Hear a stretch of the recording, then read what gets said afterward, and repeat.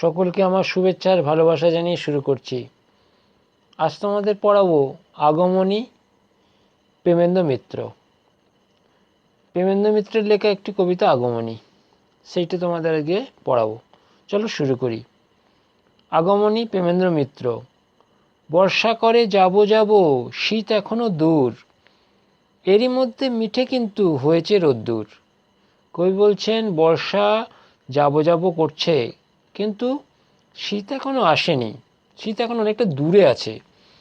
এরই মধ্যে মিঠে কিন্তু হয়েছে রোদ্দুর, এর মধ্যে মিঠে কিন্তু হয়েছে রোদ্দুর, মানে রোদ্দুরের মিঠে ভাবটা এসে গেছে। মিঠে মানে মিষ্টি, মিষ্টি ভাবটা এসেছে। প্রখর রৌদ্র আর নেই, প্রখর রোদ আর নেই, মানে কঠোর কঠিন রোদ আর নেই, রোদ এখন মিঠে হয়ে গেছে। তা সত্ত্বেও তিনি বলছেন যে শীত এখনো অনেক দূরে আছে। মেঘগুলো সব দূর আকাশে, পারছে না ঠিক বুঝতে, ঝরবে নাকি যাবে উড়ে অন্য কোথাও খুঁজতে। তাহলে মেঘগুলো সব দূর আকাশে, পারছে না ঠিক বুঝতে, মেঘগুলো দূর আকাশে আছে, তারা বুঝতে পারছে না তারা ঝরবে নাকি যাবে উড়ে। অর্থাৎ তারা ঝরবে মানে বৃষ্টি দেবে নাকি উড়ে চলে যাবে। উড়ে উড়ে কোথায় যাবে না অন্য কোথাও খুঁজতে, অন্য কোথাও যেখানে বৃষ্টি হবে সেখানে যাবে, নাকি এখানে ঝরে পড়বে। থেকে থেকে তাই কি শুনি বুক কাঁপানো ডাক, হাঁকটা যতই হোক না জব্বর, মধ্যে ফাঁকির ফাঁক। কবি বলছেন থেকে থেকে তাই কি শুনি বুক কাঁপানো ডাক, থেকে থেকে মেঘেদের যে ডাক শোনা যায় সেটা যেন বুককে কাঁপিয়ে দেয়। সেই জন্যই কি শোনা যায়। আর তার হাঁকটা যতই হোক না জবর, মধ্যে ফাঁকির ফাঁক, মানে হাঁকটা যতই জবর হোক না কেন তার মধ্যে ফাঁকি রয়ে গেছে। আকাশ বাতাস আনমনাজ, শুনে কোন ধ্বনি, চিরনতুন হয়েও অচিন একার আগমনী। কবি বলছেন আকাশ বাতাস আনমনাজ, মানে আকাশ বাতাস যেন অন্য মনে হয়ে আছে, কার যেন ধ্বনি শোনা যাচ্ছে। কিসের ধ্বনি না চিরনতুন হয়েও অচিন একার আগমনী, মানে কার আগমন ধ্বনি যেন শোনা যাচ্ছে। কবি যেন বলতে চেয়েছেন আগমনী, আগমনী অর্থাৎ মা দুর্গা যেন আসছেন, তার যেন পদধ্বনি শোনা যাচ্ছে। চলো এবার প্রশ্নে চলে যাই।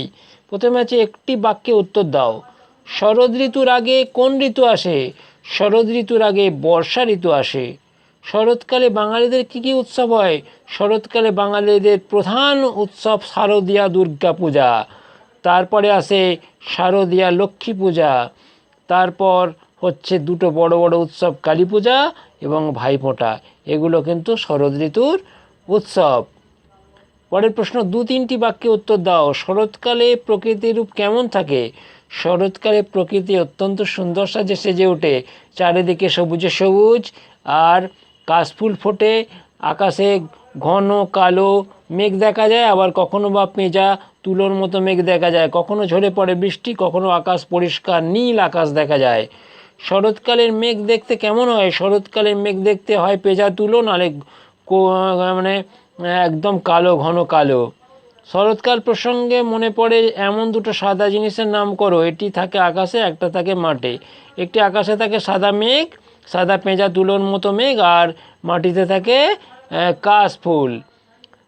3 নম্বর প্রশ্ন, বুঝতে খুঁজতে আকাশ বাতাস এই জোড়া শব্দগুলির মধ্যে যেমন ছন্দের মিল আছে তেমন ছন্দ মিলিয়ে নিচের তালিকাটি সাজাও।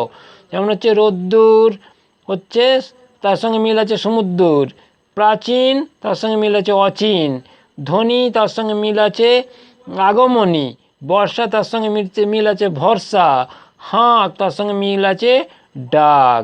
এরপরে হচ্ছে যে শব্দটি বেমানান তাতে গোল দাগ দাও। 4.1 আছে শীত, বসন্ত, হেমন্ত, বৈশাখ, গ্রীষ্ম। আমরা যদি ঋতুর কথা ধরি তাহলে শীত, বসন্ত, হেমন্ত, গ্রীষ্ম এগুলো ঋতু, কিন্তু বৈশাখ কোনো ঋতু নয়, বৈশাখ হচ্ছে মাসের নাম, তাহলে বৈশাখটা বেমানান। পরের প্রশ্ন, মেঘ, আগুন, বৃষ্টি, জল, বজ্রপাত। মেঘ, আগুন, বৃষ্টি, জল, বজ্রপাত। মেঘের সঙ্গে বৃষ্টির যোগ আছে, জলের যোগ আছে, বজ্রপাতের যোগ আছে, কিন্তু আগুনের যোগ নেই, তাহলে আগুনটা সম্পূর্ণ বেমানান শব্দ। এরপর হচ্ছে দুর্গা, কাশ, বরফ, শরৎ, নীলাকাশ। দুর্গা, কাশ, শরৎ, নীলাকাশ এইগুলো মিলে আছে, কিন্তু বরফটা আলাদা, বরফটা হচ্ছে বেমানান। এইগুলো হচ্ছে প্রশ্ন। তোমাদের প্রশ্নগুলো বললাম, তোমরা প্রশ্নগুলো খুব মন দিয়ে তৈরি করো। এরপরে আছে 5 নম্বরের প্রশ্ন, পাশের শব্দ জুড়ি থেকে ঠিক শব্দ বেছে নিয়ে শূন্যস্থান পূরণ করো। যেমন হচ্ছে শরৎ আমাদের সকলের খুব প্রিয় ঋতু, ভাদ্র আশ্বিন মাস, এই 2 মাস শরৎকাল, এই সময় আকাশ থেকে বর্ষার কালো মেঘ সরে যায় এবং নীল আকাশে ছড়িয়ে থাকে সাদা রঙের পেঁজা তুলোর মতো মেঘ, মাঠ ভরে থাকে কাশফুলে, বাতাসে ভাসে আনন্দের শব্দ। বাঙালির প্রাণের উৎসব হচ্ছে দুর্গাপুজো এবং হচ্ছে ঈদ এই শরৎকালই হয়। জাতি ধর্ম বর্ণ নির্বিশেষে সবাই মেতে ওঠে উৎসবের আনন্দে। হ্যালো, তোমাদের প্রশ্ন নিয়ে আলোচনা করলাম। তোমাদের সকলকে শুভেচ্ছা আর ভালোবাসা জানিয়ে শেষ করছি।